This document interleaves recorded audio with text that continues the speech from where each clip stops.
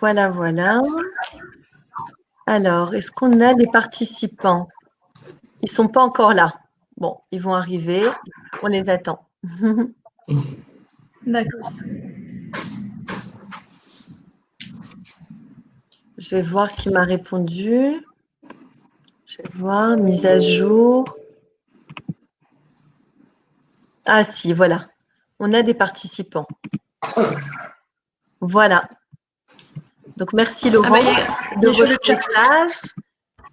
Voilà. Bah, écoutez, voilà. Il y a déjà quelques participants. On va attendre encore une petite minute, le temps que tout le monde nous rejoigne.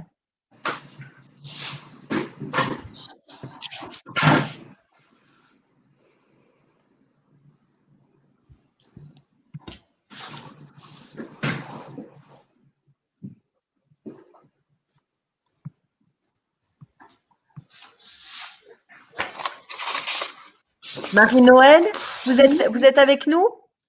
Et je ne vous vois pas. Alors, moi aussi, je ne vous vois pas. Peut-être il faut appuyer sur les petits ronds qui sont en haut. Il y a micro et vidéo. Ah ben voilà. Voilà, parfait. Eh ben, on est là toutes les quatre. Très bien. Alors, Voilà. je regarde. Eh ben, écoutez, eh ben voilà, tout le monde arrive. Voilà, tout le monde arrive. Oui, ça y est, il y en a Voilà. 21. Eh ben, ça fonctionne, c'est merveilleux. Bon, bah, bonjour à tous les participants déjà. Voilà, ceux qui nous font le plaisir de nous rejoindre. On attend encore 2 petites minutes, si ça ne dérange pas les participants déjà présents, histoire de permettre aux autres de se connecter en même temps. Vous avez tout le son, la vidéo? C'est bon? Très bien. Bon, bah, très bien. Alors, tout le monde a l'air d'être là. C'est très bien.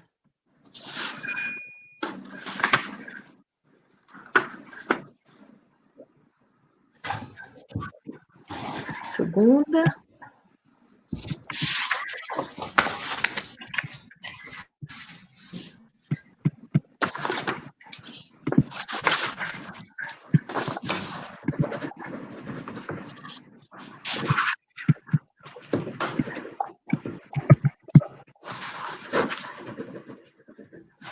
Alors, on va démarrer.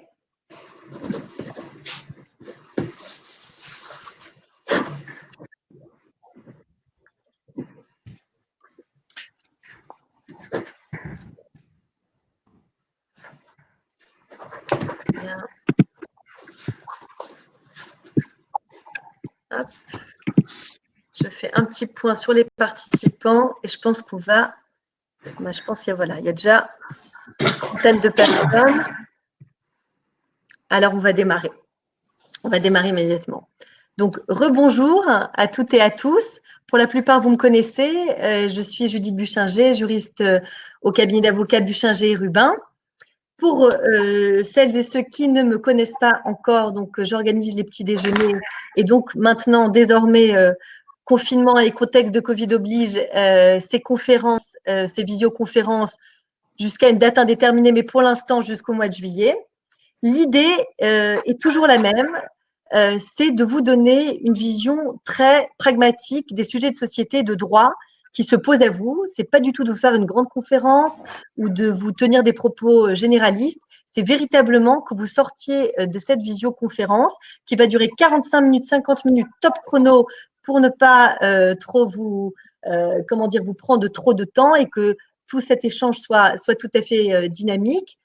Et donc, l'idée, c'est de vous donner la vision de spécialistes, à savoir une avocate, Maître Rubin ici présente, pour la plupart, vous la connaissez, qui est spécialisée en droit de la famille et en droit des personnes, et Madame Marie-Noël Marville, qui est médiatrice familiale. Vous avez Léa Marteau, qui est notre stagiaire, élève avocate, et qui tiendra lieu de modératrice et qui nous permettra de relier les questions et de faire des points sur la législation en la matière. Donc, aujourd'hui, ce que nous voulons aborder, c'est les problématiques liées aux droits de visite et d'hébergement, c'est-à-dire tout ce qui est mode de résidence. Est-ce que c'est fixé chez la maman? Est-ce que c'est fixé chez le papa? Est-ce qu'il y a une alternance? Est-ce qu'il n'y en a pas? et comment est-ce qu'on fait avec ce contexte de Covid-19 qui pose énormément de problèmes. Alors, on est dans un contexte chamboulé, mais pour les enfants de couples séparés ou divorcés, c'est une véritable problématique qui se pose. Tant sur le plan évidemment sanitaire, parce que c'est la première question qui se pose aux parents, mais aussi en matière d'autorité parentale, tout simplement. Quel est le choix comment est-ce qu'on va orienter en fait la résidence des enfants? Est-ce qu'on va garder les mêmes modalités de droit de visite ou d'hébergement, ou est-ce que, contexte sanitaire oblige, on va modifier ce fonctionnement? Donc aujourd'hui, on va vous proposer une vision donc très pragmatique de ces questions-là, à savoir, on va vous faire un rappel rapide des questions qui se posent, de la loi, des problématiques. Alors, les problématiques seront abordées de manière extrêmement dynamique sur la base de cas pratiques sur lesquels interviendront donc Maître Rubin et Madame Marville. Et enfin, nous terminerons par les solutions parce que c'est ça que vous attendez. Ce que vous attendez, c'est comment orienter au mieux possible les agents et les salariés que vous rencontrez. Et donc, nous allons vous donner, autant que faire se peut, des solutions rapides et pragmatiques. Alors, pour démarrer, donc sur cette question très récurrente, je vais aborder avec vous les principales questions qui se posent donc très rapidement. C'est donc pendant la période de confinement, le droit de visite et d'hébergement des enfants, d'abord la question très générale, s'exerce-t-elle comme d'habitude pour les parents séparés? Est-ce qu'on peut refuser les modalités habituelles? Qu'est-ce qu'on fait si on n'est pas d'accord? Comment est-ce qu'on organise la résidence alternée? Et quid aussi, on pourrait l'aborder de la pension alimentaire. Donc, le droit de visite et de garde, donc de résidence des enfants, continue de s'appliquer selon les modalités prévues par la décision de justice, et c'est ce que précise très clairement le ministère de la Justice. En revanche, il faut prendre certaines précautions. Alors, avant d'aborder ce que dit les préconisations du ministère de la Justice, nous allons rappeler ce qu'est dans le Code civil, à l'article 373, ce qu'est les modalités de résidence pour les enfants, ce qu'est le droit de visite et d'hébergement. Donc, Léa, si vous voulez bien nous rappeler la définition donc, du législateur. Alors oui, dans cet article, le législateur précise que si l'intérêt de l'enfant le commande, le juge peut confier l'exercice de l'autorité parentale à l'un des deux parents. Par contre, l'exercice du droit de visite et d'hébergement ne peut être refusé à l'autre parent que pour des motifs graves. Donc ça veut dire que seulement donc c'est le juge qui va fixer les modalités donc du droit de visite si jamais les parents donc n'arrivent pas à se mettre d'accord. Et en fonction donc de l'intérêt supérieur de l'enfant ou par exemple des petites problématiques qui pourraient arriver entre deux parents, le juge pourra soit fixer les modalités, il pourra par exemple proposer aux parents un lieu de rencontre pour pouvoir transmettre l'enfant d'un foyer à un autre, ou bien faire intervenir un tiers pour que cet exercice de droit de visite puisse se fonctionner. Voilà, merci beaucoup Léa. Donc en fait, ce qui est très important et ce qui est très intéressant à relever, c'est deux termes que vous connaissez tous, c'est l'intérêt, donc en haut de la hiérarchie, on va dire, des normes, c'est l'intérêt de l'enfant qui prévaut, mais vous savez aussi bien que nous que cet intérêt de l'enfant, cette notion d'intérêt de l'enfant, elle est souvent à géométrie variable. Et ce que nous dit cet article 371 du Code civil, donc ce qui est relié à l'intérêt de l'enfant, ce sont précisément les droits des parents. Et ce droit des parents à exercer leur droit de visite et d'hébergement doit donc se faire de manière la plus paisible possible. Et si ces modalités paisibles ne fonctionnent pas, eh ben, elles sont censées ne pas pouvoir fonctionner si et seulement si existent des motifs graves. Alors, la question du jour, c'est la suivante, c'est est-ce que le contexte du Covid est considéré comme un motif grave, c'est-à-dire suffisamment légitime pour faire cesser soit une organisation informelle entre les parents séparés ou divorcés, comme vient de le dire Léa, soit une organisation validée par une décision de justice. C'est véritablement ça la grande question. Est-ce qu'on est face à des motifs graves ou pas? Alors, que nous dit le ministère de la Justice en la matière? Il nous dit que prévaut donc le principe, c'est que tout ce qui a été décidé entre les parents de manière suffisamment pérenne dans le temps, de manière informelle, doit prévaloir, doit continuer, et encore plus s'il existe une décision de justice. Tout ce qui a été décidé par un juge aux affaires familiales doit prévaloir malgré le contexte de crise sanitaire. Cependant, le ministère de la Justice apporte quand même quelques nuances. Concernant les déplacements entre les domiciles de chacun des parents, ils sont possibles et entrent dans le cadre de dérogation de déplacement prévus avec cette fameuse attestation de déplacement numérique que tout le monde connaît et que l'on remplit parfois plusieurs fois par jour si besoin. Cependant, le droit de visite et d'hébergement doit s'exercer, bien évidemment, respectant des consignes sanitaires. Et quelles sont ces consignes sanitaires? La première, c'est limiter les déplacements de l'enfant, en particulier sur de grandes distances. La deuxième, c'est éviter que l'enfant prenne les transports en commun pour aller du domicile d'un parent à l'autre. La troisième, c'est éviter que l'enfant soit au contact de personnes vulnérables. Et la quatrième, c'est empêcher que l'enfant rencontre des personnes présentant des symptômes du Covid-19. Donc ça, c'est pour les déplacements. Et vous constatez donc à la lecture de ces quatre critères, on va dire, de ces quatre circonstances limitatives, que beaucoup de parents peuvent dire « Ah bien non, les distances sont trop importantes » ou « Non, tu dois prendre les transports en commun » ou « Non, l'enfant est en contact avec ses grands-parents ou des personnes à risque, donc ce n'est pas possible, etc. » Donc, voilà, donc il y a déjà une possibilité, on va dire, pour le parent le plus prévoyant, si je peux me permettre de m'exprimer ainsi, de dire, eh bien non, on ne peut pas faire perdurer les modalités d'exercice et d'hébergement.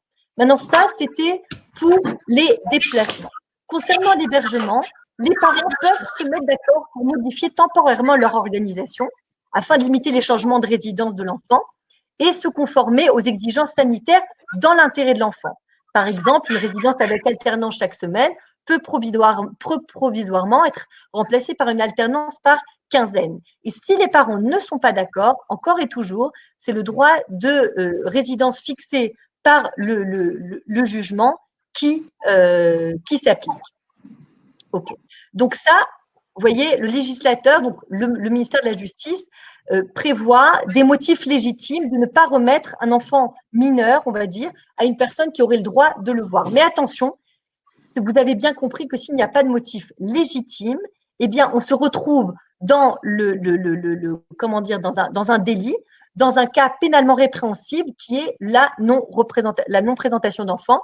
Et ce délit, je vous le rappelle, est puni d'1 an d'emprisonnement et de 15 000 € d'amende. Donc, vous voyez, c'est à la fois du civil et du pénal, une amende et une éventuelle condamnation. Donc, ce refus, donc, il peut être justifié par ces consignes sanitaires actuelles, mais néanmoins, il y a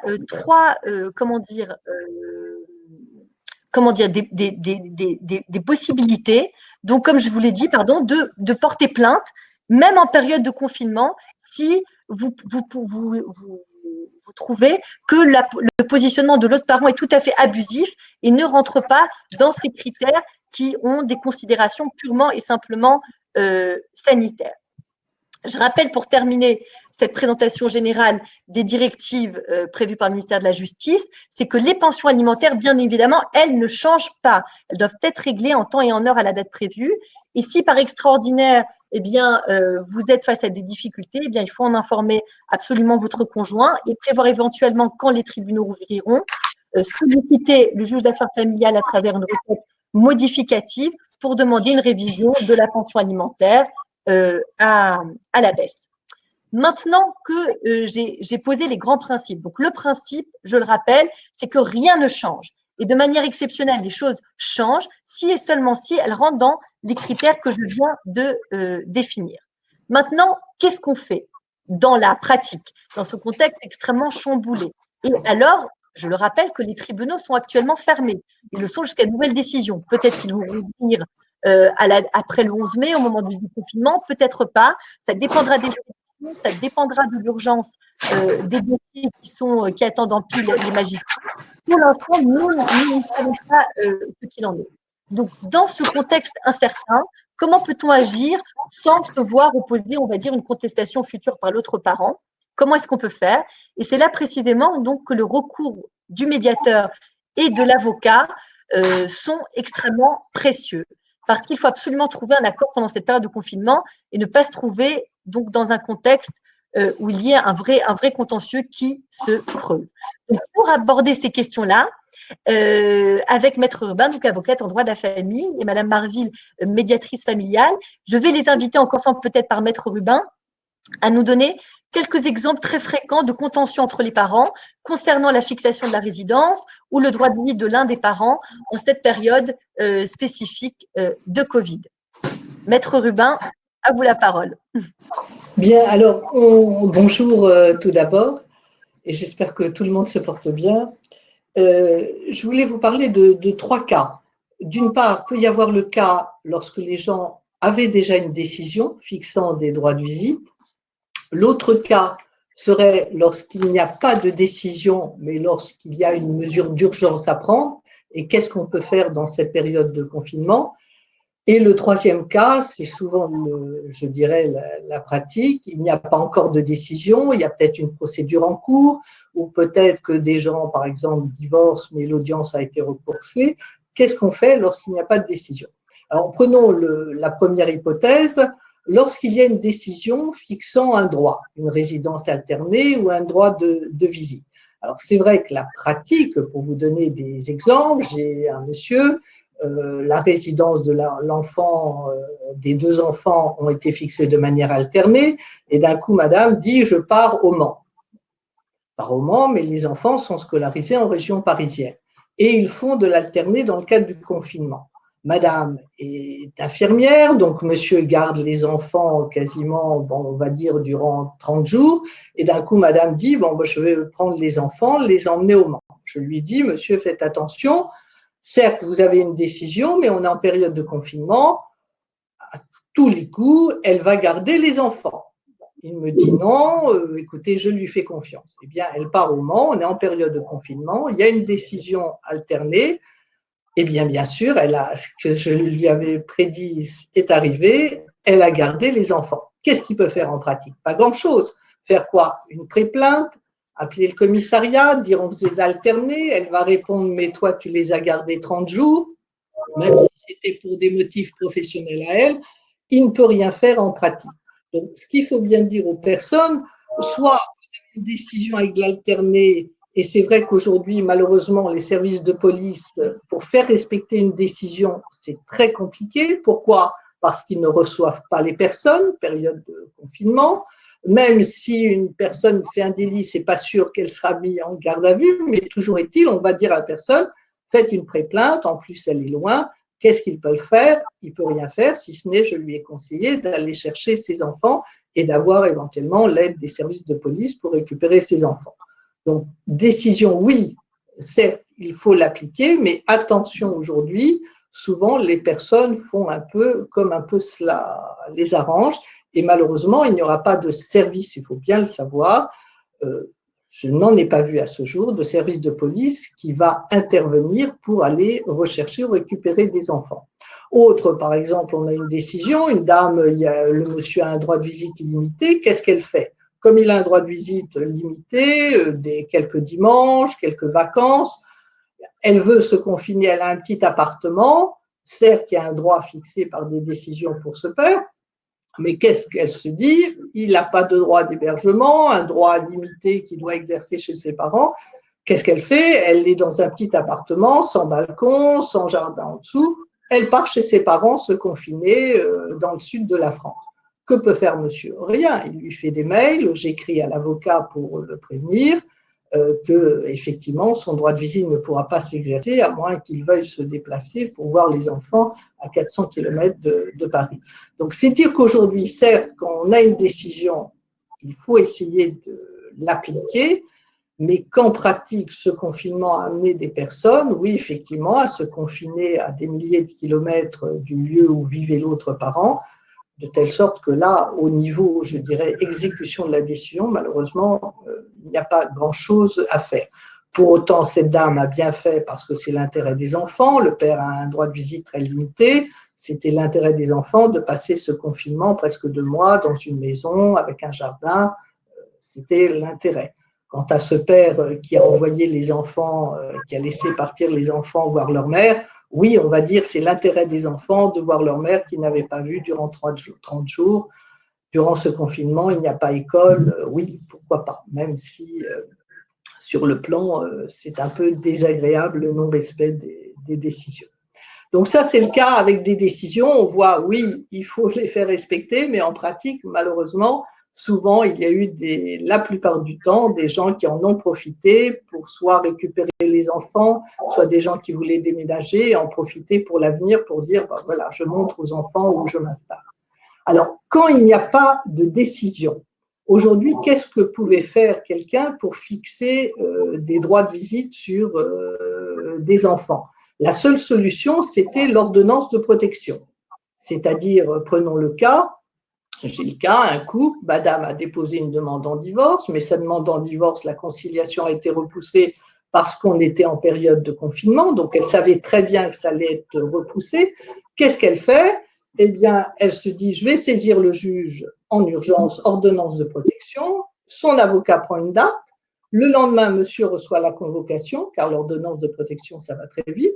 Il reçoit la convocation alors qu'on était déjà pré-période, à un jour près de la période de confinement, et le lendemain a lieu l'audience. Donc, impossibilité de demander un report, il a peu de temps pour se défendre. Et qu'est-ce qu'elle invoque? Elle dit, je veux une ordonnance de protection, parce que l'ordonnance de protection, dans le cadre du confinement, était le seul moyen pour une femme ou pour un homme d'obtenir, d'une part, que l'autre parte du domicile. Donc effectivement, le confinement, la problématique pour tous ces couples en voie de séparation ou qui envisageaient une séparation, c'est le maintien des relations communes qui sont difficiles en période de confinement, surtout lorsqu'on n'a pas une maison avec l'espace permettant une vie séparée. Donc, que faisaient les conjoints? Ils tentaient l'ordonnance de protection pour obliger l'autre à partir avec la force publique. Donc, elle demande une ordonnance de protection qui lui permettrait aussi d'avoir la résidence des enfants, une pension, des droits de visite. Le juge, pour vous dire deux mots de cette décision, elle n'avait que des plaintes, que des mains courantes, aucun certificat médical alléguant que ce soit des violences sur elle ou que ce soit des violences même, elle parlait de violences de nature sexuelle sur les enfants de la part du père, elle n'avait rien à son dossier, si ce n'est des mains courantes ou des plaintes qui n'avaient pas abouti à la mise en garde à vue du monsieur. Eh bien, au vu de l'ensemble de ces éléments, le juge a dit le caractère vraisemblable des violences alléguées sur elle ou sur les enfants n'est pas établi et elle a été déboutée. Donc, de telle sorte qu'elle a été déboutée, elle ne pouvait pas expulser son mari par la force publique. Pour autant, malheureusement, qu'est-ce qui s'est passé en pratique? Parce que malheureusement, je défendais le mari qui effectivement était un bon père et qui voulait s'occuper de ses enfants. Qu'a-t-elle fait? Eh bien, elle a pris la poudre d'escampette, elle a pris ses enfants par le bras, même avec l'aide de la police en invoquant effectivement les directives gouvernementales qui disaient que toute femme qui peut subir des violences, eh bien, elle doit être accompagnée par les services de police. Ils sont venus, ils l'ont aidé à partir du domicile, il se retrouve seul au domicile sans les enfants.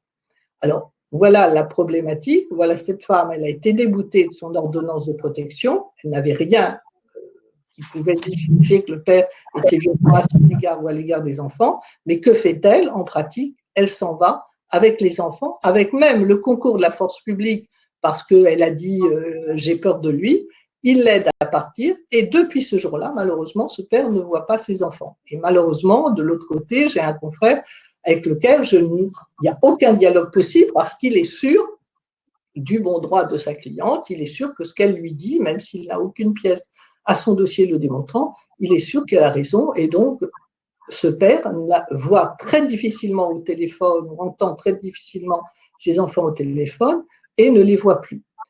Qu'est-ce qu'il va falloir que je fasse? Dès que les tribunaux rouvriront, saisir le juge qu'on a déjà fait par mail, etc., ressaisir le juge pour que cette date de conciliation de divorce intervienne le plus vite possible pour qu'il puisse récupérer ses droits. C'est-à-dire que pour cet homme, il n'a aucun droit aujourd'hui, il ne peut faire valoir aucun droit, mais par contre, madame a eu le droit, du fait de ces directives gouvernementales qui permettent aux femmes, aux hommes de partir d'un domicile, de prendre des enfants et de ne pas montrer les enfants à l'autre conjoint parce qu'on parle de violence, mais les services de police ne demandent pas de justificatif pour aider un conjoint à partir du domicile. Alors, ça, c'est lorsqu'il n'y a pas de décision, c'est la mesure de protection qui permet de partir d'un domicile et de fixer des droits sur les enfants.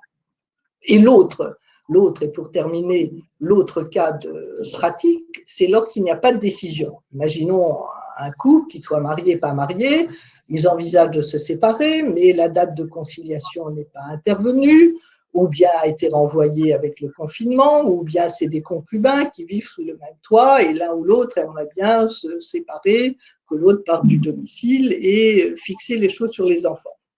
Alors là, il faut faire très attention à la pratique qu'on met en route. C'est-à-dire très souvent, des couples vont dire, ben voilà, on faisait l'alterner avant le confinement, on va le continuer. Le problème, il n'y a pas de décision, le confinement arrive, je vous donne le cas, j'ai un monsieur qui pourtant est policier, il faisait l'alterner, très bon père, elle aussi, elle s'occupait des enfants. Résultat, il lui remet les enfants après sa semaine, juste avant le confinement.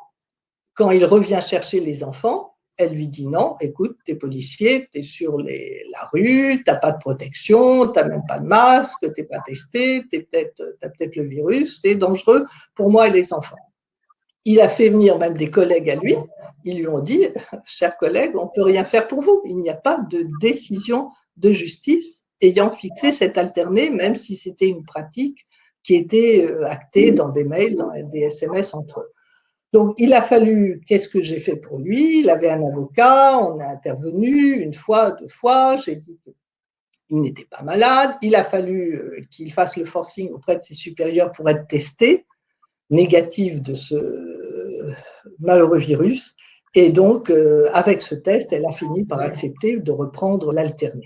Mais c'est vous dire qu'un des parents peut, lorsqu'il n'y a pas de décision aussi, malgré une pratique, par exemple, d'alterner ou de droit de visite, peut s'opposer en se servant, malheureusement, de ce confinement, de ce virus.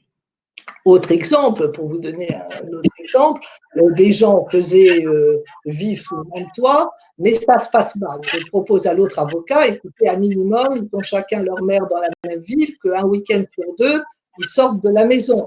Ça évitera que ça parte, on ne sait jamais, un maintien de vie commune, confinement peut amener à des violences, puisque le gouvernement en a beaucoup parlé. Je lui dis au moins qu'à minimum, ce week-end, il part et chacun s'occupe des enfants un week-end sur deux. Comme monsieur ne veut pas perdre ses droits sur la maison ni sur les enfants et qu'il est en train de prendre l'enfant, le faire dormir dans sa chambre, vous arrivez à toutes sortes de situations dans ce cadre de confinement, et je pense que la médiatrice pourra en parler, on arrive à des situations où les parents confinent même leur enfant pour se l'approprier parce qu'ils savent qu'il y a une procédure qui va arriver pour essayer de faire pression sur l'enfant, soit qu'il accepte pour la suite l'alterner, soit qu'il vienne résider chez lui. Et donc, ce confinement amène aussi à des dérapages sur le plan du relationnel parent. Eh bien, malheureusement, je suis tombée sur un confrère qui ne veut pas du tout dialoguer, pas du tout négocier, et ce, je dirais, en premier lieu dans l'intérêt des enfants. Et on en arrive à une situation où il faudra attendre la fin de ce confinement pour que je saisisse le tribunal pour essayer d'avoir une date en urgence. Et j'espère que cette reprise ne va pas se faire trop difficilement, parce que malheureusement, la plupart, on va dire, à 99% des tribunaux, ils n'ont pas fonctionné. Ils ne nous ont pas donné les dates de renvoi des précédentes audiences. Donc, on va être obligé d'intervenir auprès d'eux, que ce soit pour prendre de nouvelles dates, que ce soit pour obtenir ces dates de renvoi le plus proches. On arrive à la prochaine rentrée scolaire. Comme je vous le disais, il y a des conjoints qui en ont profité pour partir, s'installer en province. Et donc, est-ce que cet alterné va continuer à fonctionner? Qui essaie de faire pression en disant « je pars en province, donc j'arrête l'alterné pour quand on ira devant le juge, eh bien, on voit bien qu'on va arrêter l'alterné. » Donc, ce confinement, malheureusement, a permis des dérapages, je dirais, de la part de certains parents qui se servent de ce motif de confinement, de ce motif qui peut être dangereux, l'infirmière et les policiers, pour s'accaparer des enfants et mettre en place d'autres systèmes de droit de visite pour demain se présenter devant le juge en disant ben voilà, ça a été acté, aujourd'hui c'est moi qui ai les enfants, l'alterné s'est arrêté, etc., etc. Donc, malheureusement, je dirais qu'en pratique, avec une décision ou sans décision, la meilleure solution, effectivement, c'est, la médiatrice en parlera, c'est d'essayer et avec l'aide aussi de vous, les services sociaux, les assistantes sociales, et encore il y a à peine une demi-heure, je parlais avec une assistante sociale pour trouver une solution pour un homme qui a été carrément jeté de son domicile et qui se retrouve à l'hôpital. Et donc, il faut trouver des solutions, que ce soit sur le plan procédural, sur le plan du relogement. Donc, effectivement, malheureusement, ce confinement a permis certains dérapages et permet à certains parents de ne pas toujours voir l'intérêt des enfants de maintenir un lien avec l'autre parent. Pourquoi? Parce qu'ils envisagent des procédures par derrière et donc veulent se présenter devant le juge avec une certaine pratique qui n'est pas toujours la pratique qu'ils avaient avant. Alors, si on devait faire une synthèse, dire, Maître Rubin, très, très rapidement, c'est que si il y a une décision ou qu'il n'y ait pas de décision, on est quand même dans une situation extrêmement instable. Si on veut passer devant un juge, il faut qu'il y ait un caractère de gravité certain. Et donc, la seule procédure envisageable, c'est cette fameuse ordonnance de protection. Mais encore faut-il qu'il y ait des motifs graves. Donc, je vous le redis, je vous l'ai dit dans le chat, vous avez dans la documentation le guide de l'ordonnance de protection. Précisément parce que, comme l'a dit Maître Rubin, c'est à manier avec des pincettes. On ne peut pas user et abuser de l'ordonnance de protection. Et j'irai même plus loin, pour reprendre ce qu'a dit Maître Rubin, c'est que malheureusement, dans ce contexte très chaotique, c'est que quand bien même on aurait une décision positive, eh bien, on voit bien que, par exemple, cette dame-là, dans le premier cas qu'a évoqué Maître Rubin, eh bien, cette dame-là s'est affranchie de la décision du juge aux affaires familiales en disant qu'elle se sentait en danger. Donc ça, c'est le premier point. C'est qu'en termes procédural, nous n'avons qu'une procédure d'urgence qui est l'ordonnance de protection. Et l'ordonnance de protection ne vaut que dans des cas d'une particulière gravité de violence conjugale. Et encore faut-il avoir des pièces substantielles. Ça, c'est une première chose. Maintenant, la deuxième chose, c'est quand vous n'avez pas de décision, c'est ce qu'a dit Maître Rubin, c'est qu'il faut, faire privilégier les modalités qui ont prévalu entre les parents de manière informelle. Et, pour revenir encore une fois à ce qu'elle disait, c'est que la difficulté dans ce contexte, c'est qu'il y a un concept extrêmement important pour les juges d'affaires familiales qui est celui de l'antériorité. C'est-à-dire, qu'est-ce qui se passe pour les enfants depuis quelques mois? Voilà. Et c'est souvent ce que vont regarder les juges d'affaires familiales quand ils vont avoir à statuer sur la résidence d'un enfant. Et donc, précisément, il y a beaucoup de parents qui en profitent pour tout chambouler, dire voilà, je pars en province, ou même qui vont rejoindre un compagnon, former une famille dite, on va dire, recomposée ailleurs, pour après pouvoir, quand ils se retrouveront devant un juge d'affaires familiales, et vous avez compris, c'est pas demain la veille, donc c'est minimum dans 3 mois ou dans 6 mois, en disant, ben voilà, les conditions de l'enfant ont changé, et on ne va pas chambouler tous les jours les conditions d'un enfant, donc c'est ce qu'on vient de faire depuis les 3 premiers mois qui prévaut. Donc, cette notion d'antériorité, elle est extrêmement importante à prendre en compte, d'une part parce qu'il faut faire prévaloir l'antériorité, c'est-à-dire ce qui a valu de manière générale entre les parents, sauf encore une fois, ce que j'ai dit en introduction, cas grave, c'est-à-dire risque sanitaire. Mais attention à un parent qui chamboulerait les conditions d'hébergement ou d'alternance de l'enfant parce qu'il créerait une nouvelle antériorité. Et il se présenterait potentiellement devant le juge aux affaires familiales avec cette nouvelle antériorité. Donc, tout ça pour vous dire et pour passer la parole à Madame Marville, c'est qu'on est un petit peu une sorte dans une sorte de corner, comme on pourrait s'exprimer sur un terrain de football. C'est-à-dire que là, pour le coup, sur le plan judiciaire, on n'a pas vraiment de solution. Et quand on se place en dehors du terrain judiciaire, alors là, c'est encore plus un no man's land. Donc, il faut trouver des solutions rapides et pragmatiques. Et c'est pour ça que la médiation familiale est extrêmement importante.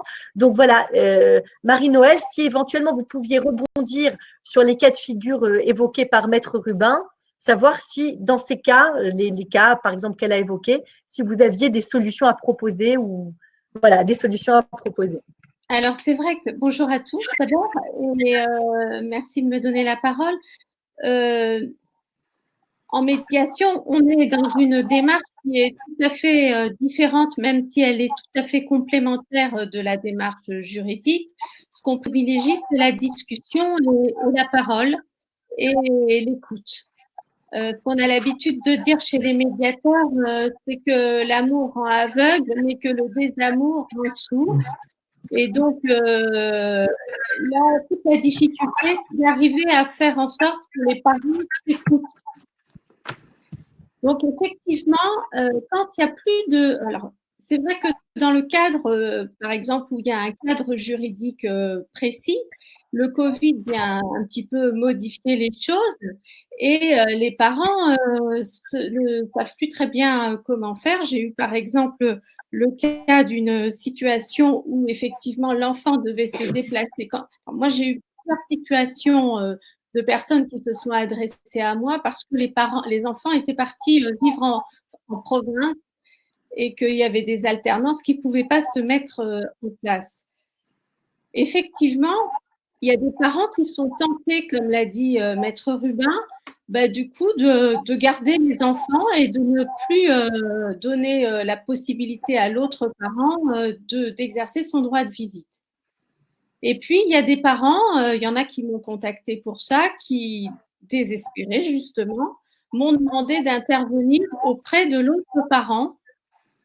Et à force de discussion, en faisant éventuellement une médiation même par Skype ou par Zoom ou par beaucoup de supports, on a réussi à trouver des terrains d'entente. Nous, on privilégie en tant que médiateur la discussion au maximum, y compris avec les avocats d'ailleurs, qui peuvent être des relais très précieux parce que quand ils sont favorables, évidemment parfois, comme le disait Maître Rubin, tous les avocats ne sont pas prêts au dialogue, mais en l'occurrence, pour une des situations dont je vous parlais là en province, les parents, en discutant, finalement, ils ont réussi à trouver des accords et la maman pourra récupérer tout le temps qu'elle a perdu, entre guillemets, avec son enfant là, pendant les vacances de Pâques cet été. Donc, elle aura quasiment tout l'été l'enfant. Ce qu'on privilégie, alors quand il n'y a pas de justice, de décision de justice, là, il y a encore plus besoin, je dirais, de la médiation, puisqu'il n'y a rien qui prévaut et qu'il n'y a que le dialogue qui peut proposer. Alors, quand les parents s'entendent à peu près, évidemment, parfois, ils n'ont pas besoin de médiateur, ils y arrivent tout seuls. Mais quand les parents sont en tension, ils prêtent très vite à l'autre des tas de pensées négatives et tout l'intérêt de la médiation, c'est d'arriver à les faire parler de ça pour montrer que parfois, certes, ils ont des intentions, ils veulent garder les enfants, ils font de la rétention, mais parfois, ils ont aussi des vrais motifs légitimes d'être inquiets. Et en ce moment, c'est l'incertitude qui règne. Les parents, ils ne savent pas très bien si leurs enfants sont en risque quand ils vont dans la famille de l'autre conjoint. J'ai eu un cas, par exemple, où la mère refusait absolument que les enfants aillent chez le papa parce qu'il a une nouvelle compagne et que l'idée que les enfants confinent avec une femme qui est rentrée très récemment dans la vie du papa est insupportable pour elle. Alors, elle m'explique qu'elle ne sait pas ce que fait comme métier cette femme, elle ne sait pas si elle est en contact avec des gens qui sont malades, elle ne sait rien et donc elle est inquiète. Alors, il y a certainement cette part d'inquiétude à prendre en compte, mais ce que j'ai senti aussi beaucoup en parlant, c'est qu'elle avait aussi très peur que sa place de mère soit prise et qu'elle puisse plus, il y avait une grande menace d'une nouvelle conjointe. Donc, quand on a pu parler de tout ça, les choses étaient quand même un peu plus claires. Bon, là, la médiation ne s'est pas encore mise en place, mais pourquoi pas. Donc, ce que je voulais dire aussi à propos de la médiation dans des cas comme ceux-là, c'est que c'est vrai que c'est ce que vous venez de dire, c'est que ce qui compte, c'est les jugements, enfin, ce qui fait foi, c'est les décisions de justice qui ont été prises. Maintenant, la médiation, elle permet aussi de s'adapter, de faire du sur-mesure, et particulièrement dans cette période de Covid où, de toute façon, il faut se débrouiller. Donc, ça peut être des petits aménagements qui sont passagers, mais qui sont très utiles. Notamment, j'ai eu un autre cas comme ça où les parents ne pouvaient pas se déplacer du fait du Covid. Finalement, il a été décidé que, enfin, si les parents pouvaient se déplacer, c'est les enfants qui ne pouvaient pas se déplacer, en tout cas pas trop loin. Et du coup, le droit de visite s'est exercé chez les grands-parents, même si au départ, ce n'était pas du tout ce qui plaisait à la maman. Ils ont trouvé cette solution. Donc, en fait, c'est en médiation qu'on a trouvé ça, mais la médiation, ça permet de trouver une certaine créativité finalement, de sortir un petit peu de ce qui était décidé jusque-là et d'essayer de trouver des nouvelles solutions. Et le médiateur est là pour proposer ça et pour aussi redonner de la compétence aux parents parce que ce que je leur dis toujours aux parents, c'est que c'est quand même eux qui sont les mieux placés pour savoir ce qui est bien pour leur enfant et je les recentre à maximum sur cette grande notion, mais qui est très importante, l'intérêt de l'enfant. Bon, c'est pas toujours facile parce que c'est difficile de distinguer le conflit entre les parents, enfin, et le conflit entre les ex-compagnons. Donc, je me permets de vous couper, Marie-Noël, excusez-moi, simplement pour faire un arrêt sur image sur ce que vous venez de dire et qui me semble être vraiment très, très important. Et je pense que c'est un constat que tous les professionnels peuvent faire, avocats, assistants sociaux, médiateurs, psychologues, à savoir que l'aspect inédit de ce contexte sanitaire, c'est que précisément, ça remet la famille au centre et ça remet les parents au centre de leurs compétences ou de leur incompétence, je dirais, mais ça les oblige d'une certaine manière à se débrouiller, à trouver des solutions, à être créatifs. Donc, je vais faire un arrêt sur image sur ce point-là, parce que c'est très, très important. Et je pense que vous, assistants sociaux, comme nous, professionnels du droit ou de la médiation, c'est que souvent, les gens viennent nous voir, ils déposent leur paquet devant la porte et ils nous demandent, ben voilà, régler notre problème. Et nous, en tout cas, au cabinet Buchin-Gérubin, on leur dit souvent, bah, nous, on pourra traiter votre dossier que si on le mène de front avec vous, si vous êtes acteur de votre dossier. Et là, précisément, les gens sont véritablement face à eux-mêmes. Et je pense que finalement, dans ces difficultés-là, c'est plutôt une bonne chose parce que on a moins des gens qui nous appellent en disant ah, oui, c'est à mon avocat de dire, c'est à la médiatrice qui a dit ou qui pense que, ou la psychologue pense que. Les parents sont face à eux-mêmes. Et ça, c'est plutôt pas mal. Et si je puis me permettre, à vous, assistants sociaux, voilà, qui assistez à cette vision conférence, c'est qu'une première chose à dire aux agents salariés que vous accompagnez, c'est un point de bon sens. C'est que les gens ont vécu un certain temps ensemble, ils se sont aimés, ils ont eu des enfants, ils sont a priori capables, et je pense que vous le dites très souvent, Marie-Noël, et je vous redonne la parole tout de suite, capables de trouver les solutions les plus adaptées, même les plus créatives concernant leurs enfants. Voilà, je voulais absolument faire un point là-dessus parce que c'est une notion de bon sens, mais qu'il faut absolument rappeler. Et enfin, je parle sous le contrôle de Maître Rubin, mais me semble-t-il, dans les jugements, il y a toujours écrit sauf meilleur accord des parents ou des parties. Tout à fait. Tout à fait. C'est toujours indiqué à défaut de meilleur accord. Et lorsqu'on fait notamment des divorces à l'amiable ou autre, on le précise aux gens. C'est un cadre. Après, il n'y a personne derrière eux. Ils peuvent faire plus, faire moins. Tout à fait. C'est toujours à défaut de meilleur accord. C'est ce que disent d'ailleurs les juges en sortant d'audience. Je fixe une chose, mais à vous d'être responsable, d'être parent. Mais les parents l'oublient parfois, ils pensent que vraiment il faut être dans un cadre, ils oublient qu'ils ont une vraie compétence alors, c'est pas toujours facile parce que quand il y a du conflit, du haut conflit, la compétence de l'autre, on la nie. Donc, pour ça, il n'y a pas tellement d'autres solutions que de se parler.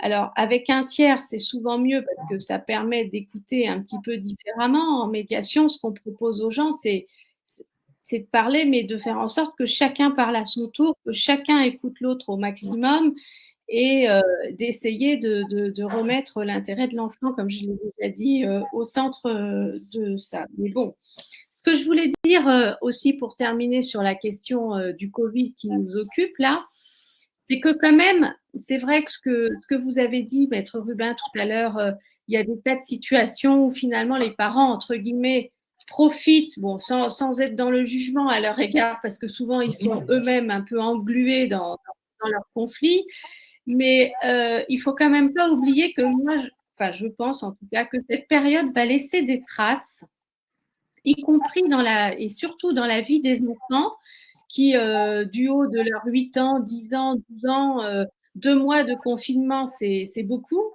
Et donc, c'est vraiment une période très spéciale, mais sur laquelle il faut être attentif et justement faire de la prévention, parce que je pense que les parents ne mesurent pas toujours les conséquences de tout ce qui se passe justement en ce moment en matière de résidence chez les enfants.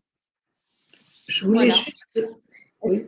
Je voulais juste rajouter un petit point. C'est vrai que ce problème de confinement est tombé sur les couples. Souvent, on voit notamment ceux qui étaient en cours de séparation et qui vivaient encore ensemble, est tombé un peu comme une guillotine sur eux.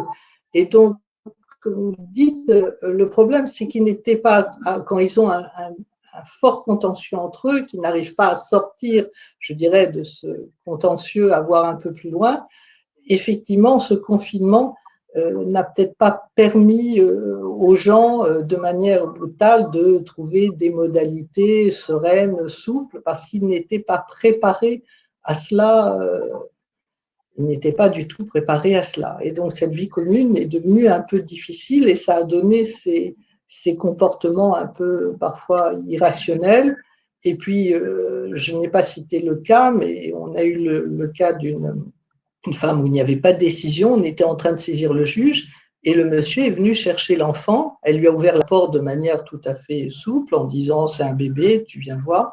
Il a pris l'enfant, il l'a kidnappé avec l'aide d'ailleurs de sa mère et elle a dû bien sûr faire intervenir les services de police pour récupérer l'enfant. Ils ont pu retrouver l'enfant donc sans mal.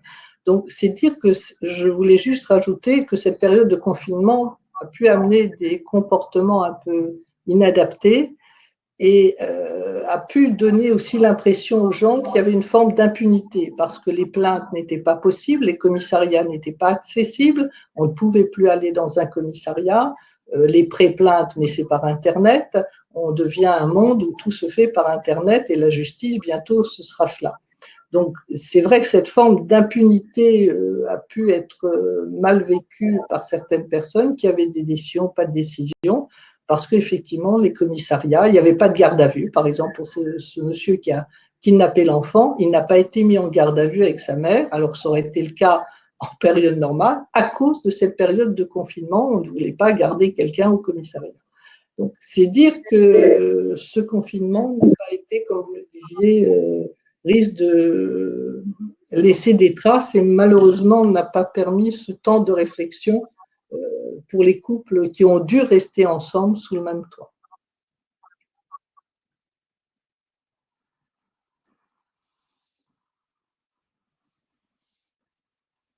Je rebondis sur une question qui a été posée par Madame Juilly.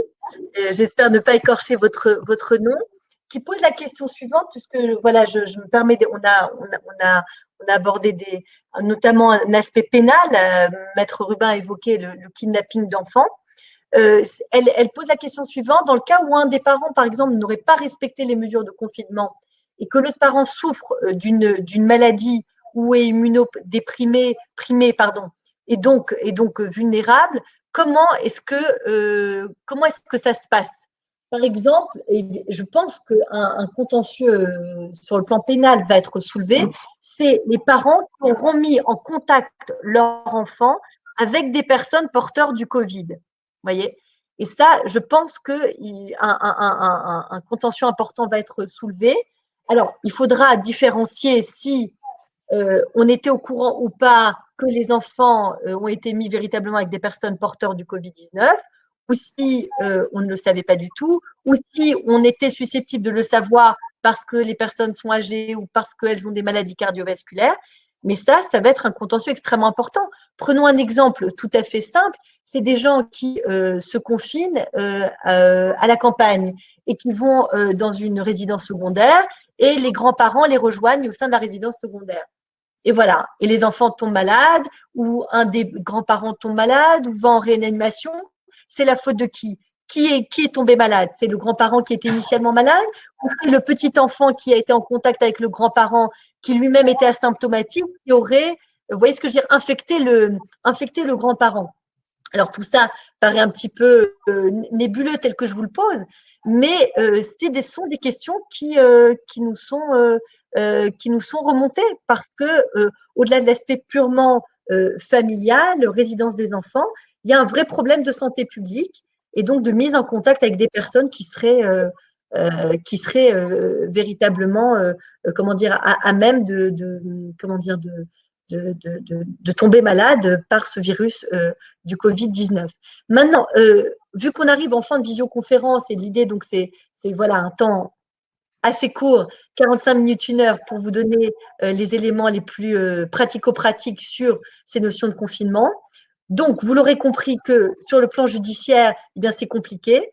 Pour l'instant, les tribunaux sont fermés. Seuls les cas graves peuvent être soulevés devant un juge des affaires familiales par l'ordonnance de protection.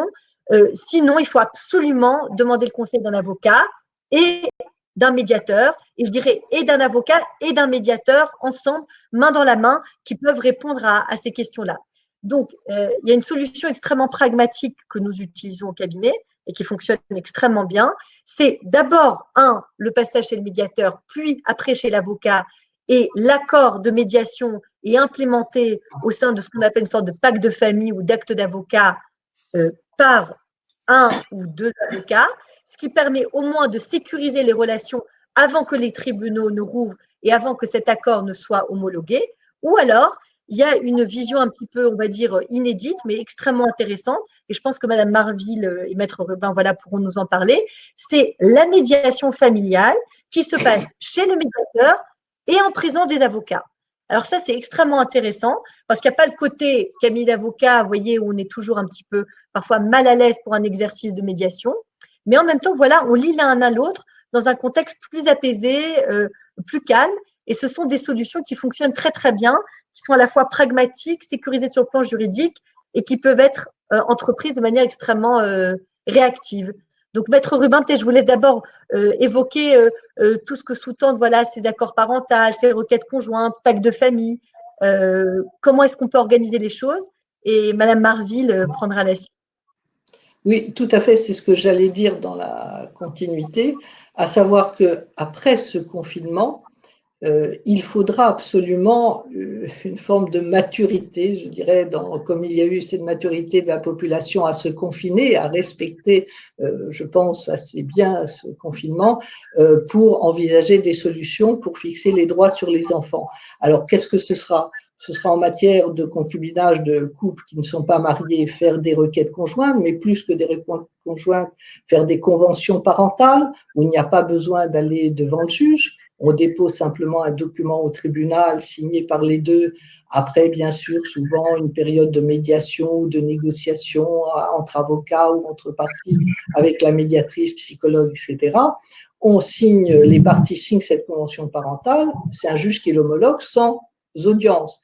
Et ce qui sera sûrement à privilégier pour les couples notamment qui ne sont pas mariés, parce qu'effectivement, les tribunaux, je ne sais pas comment ils vont redémarrer, puisqu'ils n'ont pas travaillé durant 2 mois, avec les procédures qui étaient en cours, les renvois à faire et les nouvelles procédures d'urgence, parce qu'on aura des procédures d'urgence, comme on indiquait, ces femmes, ces hommes qui sont partis en province, qui veulent peut-être s'installer en province, donc il faut fixer rapidement avant la prochaine rentrée scolaire. Il y aura aussi des dates d'urgence à prendre. Donc, pour les couples non mariés, oui, la convention parentale serait une bonne chose, ou un pacte de famille, ça évite de passer devant le juge, et pour autant, ça a la même valeur, c'est homologué. Et pour les couples mariés, oui, il faudra privilégier ce fameux divorce par consentement mutuel qui permet de liquider les biens, qui permet de régler les problèmes sur les enfants, de régler toutes les conséquences qu'entraîne une séparation. Oui, privilégier ce divorce par consentement mutuel avec l'aide d'une médiatrice, psychologue, les services sociaux et bien sûr les avocats, puisque c'est un acte d'avocat et là, on ne va pas devant le juge en matière de consentement mutuel. Tout se fait en cabinet avec tout autour, donc médiation, psychologue, assistante sociale. Donc, oui, il faudra privilégier ces procédures qui ne nécessitent pas de prendre des dates d'audience, de passer devant un juge. Et comme on dit toujours, je dis toujours aux clients, un juge, ça impose une décision. Ça ne plaît souvent ni totalement à l'un, ni totalement à l'autre, même quand ça plaît à 80% à l'un, il y a toujours une petite phrase ou un petit quelque chose qui ne plaît pas. Effectivement, une séparation, c'est un couple qui le fait, ce sont des parents qui le font. C'est à eux, effectivement, de prendre en main leur vie et d'essayer de le comprendre plutôt que de s'adresser à un juge qui risque d'être très surchargé à la fin de ce confinement. Oui, alors moi, je rajouterais, parce que effectivement, je pense que c'est important pour les personnes qui nous écoutent qu'elles le sachent. C'est que, en fait, la médiation et la démarche judiciaire sont complémentaires. On peut, c'est pas parce qu'on est en médiation qu'on va pas chez l'avocat, ou c'est pas parce qu'on va chez l'avocat qu'on va pas en médiation. Les deux peuvent se faire. Et au contraire, il peut y avoir des discussions en médiation sans. Alors, soit si les avocats sont pas là, on n'est pas obligé de révéler ce qui est dit en médiation. On se contente de retenir les points importants qui sont ensuite formalisés juridiquement par les avocats. Et sinon, quand les avocats viennent, moi j'ai fait à plusieurs reprises des médiations avec les avocats qui viennent, qui sont là pour soutenir leurs clients et qui n'interviennent pas beaucoup, mais qui de temps en temps peuvent faire un petit éclairage juridique très précieux. Eh bien, les dossiers avancent beaucoup mieux, chacun s'écoute et c'est une façon de procéder qui, à mon avis, a beaucoup d'avenir devant elle parce qu'effectivement, les juges n'étant plus tellement disponibles, je pense que c'est à privilégier. Voilà. Et j'irai même plus loin en conclusion, c'est que oui, c'est une solution à privilégier et je dirais même c'est la solution. Sans être trop radical actuellement, parce que véritablement, et pour rejoindre voilà, les cas de figure qu'a présenté Maître Rubin, aujourd'hui, la justice, c'est long, c'est aléatoire, c'est compliqué. Il faut que les cas soient véritablement d'une particulière gravité. Et quand on n'est bien heureusement pas dans ce contexte-là, eh bien, on n'a qu'une solution, c'est de se parler. Et si on n'arrive pas à se parler, eh bien, il y a des professionnels. Ces professionnels, ce sont les acteurs du droit, ce sont les avocats. Et l'avocat, je le rappelle, a une obligation de conseil, et surtout dans ces périodes-là, une obligation de conseil renforcée. Et nous, au cabinet Buchinger-Rubin, et comme beaucoup d'autres avocats, nous, on ne s'improvise pas, on est avocat, on n'est pas médiateur. Donc, c'est très intéressant de travailler main dans la main avec les médiateurs et aussi avec vous, bien évidemment, assistants sociaux. Et il me semble, et pour la, même pas il me semble, j'en suis sûre et je peux le confirmer, et je pense que vous le confirmerez aussi, c'est que les agents, les salariés qui se sentent accompagnés par des professionnels qui travaillent main dans la main dans leur intérêt et surtout dans l'intérêt de leurs enfants, et même parfois qui peuvent ne pas être tout à fait d'accord avec leur point de vue, parce que nous, on n'est pas là simplement pour être une sorte de béni-oui-oui, pour dire OK à tous les désidératas des gens qui viennent nous voir, mais on est là pour les accompagner, pour trouver la solution la plus équilibrée, qui soit respectueuse à la fois de l'intérêt de l'enfant et à la fois des droits des parents. Donc voilà, je vous le dis, je vous le redis, pas du tout, entre guillemets, pour mettre en avant notre activité, c'est qu'aujourd'hui, malheureusement, il n'y a pas, je ne dis pas qu'il n'y a pas grand-chose à attendre de la justice, mais que c'est extrêmement aléatoire et long. Donc, il faut absolument, absolument, absolument privilégier ce qu'on appelle les modes alternatifs de résolution des conflits, mais pas que ce soit une sorte d'étiquette cosmétique, que ce soit pris en main par des professionnels qui soient véritablement réactifs et qui agissent dans l'intérêt dans l'intérêt des parties. Alors, pour rebondir sur une question que pose Madame Legette, c'est que s'il y a un papa qui a ses enfants, alors je demande la participation de Maître Rubin pour la réponse à cette question, qui a ses enfants un week-end sur deux, donc qui a un droit de visite établi, et les enfants sont majoritairement avec la maman qui est malade, qui a attrapé le Covid. Est-ce que le papa peut refuser de prendre ses enfants un week-end sur deux? Il me semble que oui, mais Maître Rubin confirmera. parce que là, véritablement, on est dans des cas qui sont évoqués, donc, comme je vous l'ai dit en introduction, par le ministère de la Justice, à savoir qu'on est dans un cas d'une particulière gravité. Mais Maître Rubin va me le confirmer. Oui, donc le père soupçonne les enfants de venir lui transmettre le virus, c'est cela? Exactement, c'est ça. Exactement. Oui, il peut refuser. Ce cas ne m'a pas été présenté.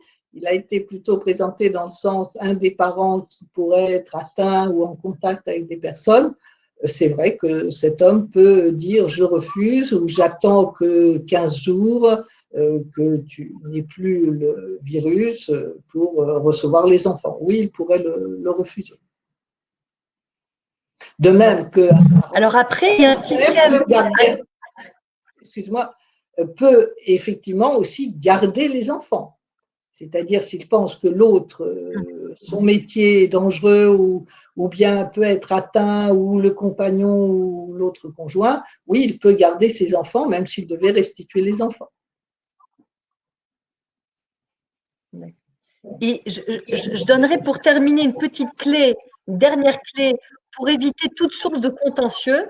C'est que si par exemple, voilà, pour des problèmes d'ordre sanitaire ou autre, vous n'êtes pas d'accord avec l'autre parent sur la résidence ou sur les modalités d'exercice du droit de visite ou sur les changements que vous décidez, eh bien, il faut toujours évidemment donner une compensation à l'autre.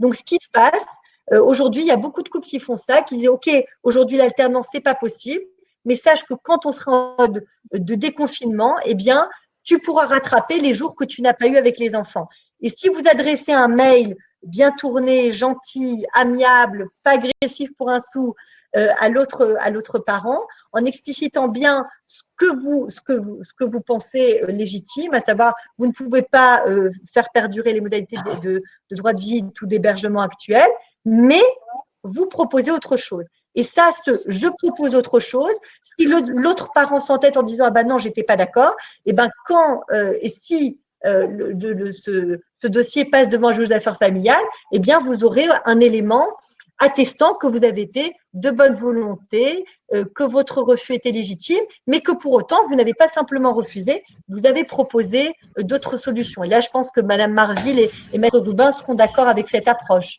Ça peut constituer une preuve, une pièce pour un futur contentieux, d'avoir tendu la main à l'autre parent. Oui, tout à fait. Il faut garder les SMS, les mails qu'on soit échangés. Et même, j'ai conseillé à un couple qui était en voie de se séparer. La dame dit bon, je vais chercher un autre logement.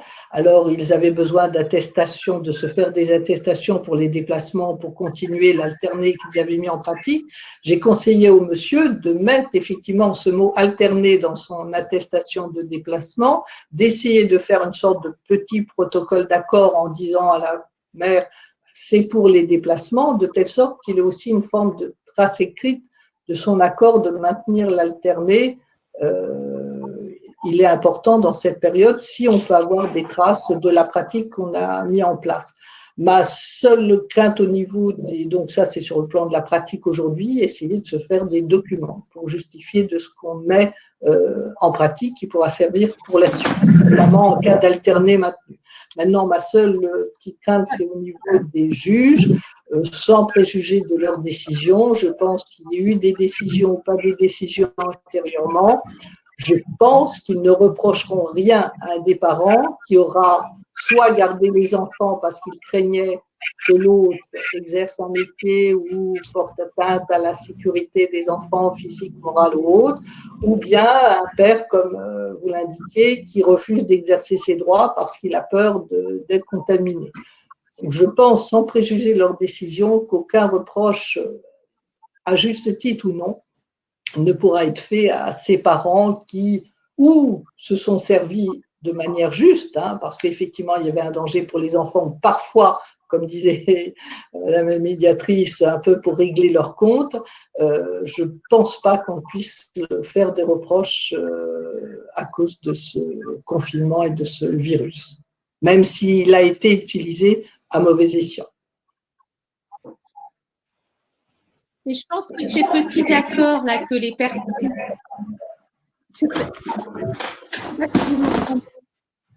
Oui. je ne sais pas si c'est… Je pense que ces petits accords, au-delà du domaine juridique, ils sont aussi des débuts de… Parfois, c'est une façon de commencer à se faire un petit peu confiance. C'est l'ébauche de plus grands accords qui pourraient intervenir par la suite. Alors ça, Oui, c'est la… tout à fait. Mais… Ah, tout à fait, tout à fait. C'est une preuve d'intelligence d'arriver à soi-même, même sans l'aide d'avocat, de rédiger une sorte d'accord.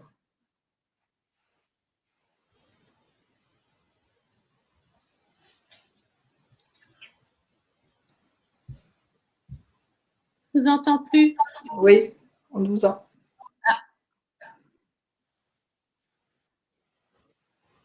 On n'entend plus. Il y a plus. On n'entend plus, Judith. Pardon. Là, vous entendiez? C'est Oui, bon, voilà. Non, on n'entendait pas. Je vous disais que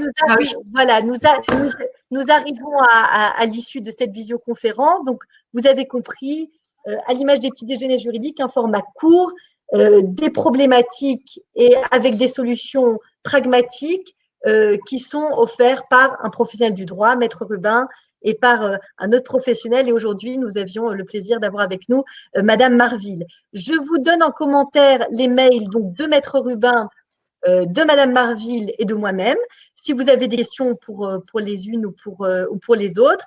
Et comme l'a dit très justement Madame Djouadou dans le commentaire sur le chat, c'est vrai que toutes ces problématiques autour de la résidence dans un contexte de confinement, ça remet véritablement la parentalité au centre. Qu'est-ce qu'être parent? Comment être parent? Comment être au mieux un parent? Et comme vous le disiez très justement, Marie-Noël, il faut éviter autant que faire se peut que cette période soit source de dommages pour les enfants, jeunes ou moins jeunes. Hein. Il faut considérer que les enfants, ça peut être aussi des adolescents. Comme le disait Maître Rubin, qu'on prend un parti, ou on profite de cette période-là pour le prendre un petit peu sous emprise, même si ce terme est un peu psychologisant, ou en tout cas, voilà, pour faire changer les choses. Donc, attention à ne pas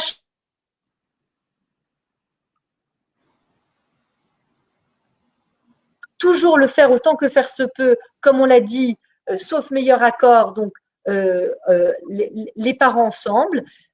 Et si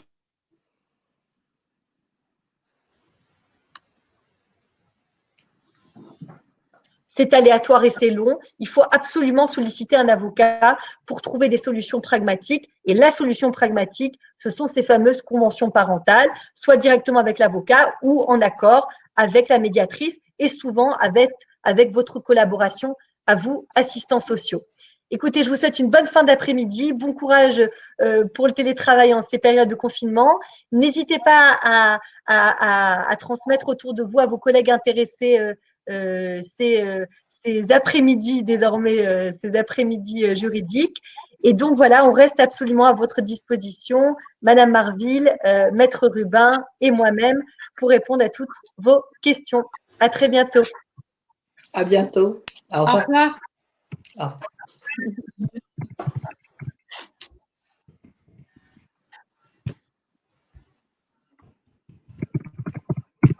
Je transmets les mails de tout le monde. Oui. Et voilà. Allô? Allô? Voilà. Et ben, à bientôt. Donc, je termine cette question. Merci Marie-Noël, merci Léa. Merci Maître Rubin. À bientôt. Au revoir. À bientôt. Merci pour votre participation. Au revoir.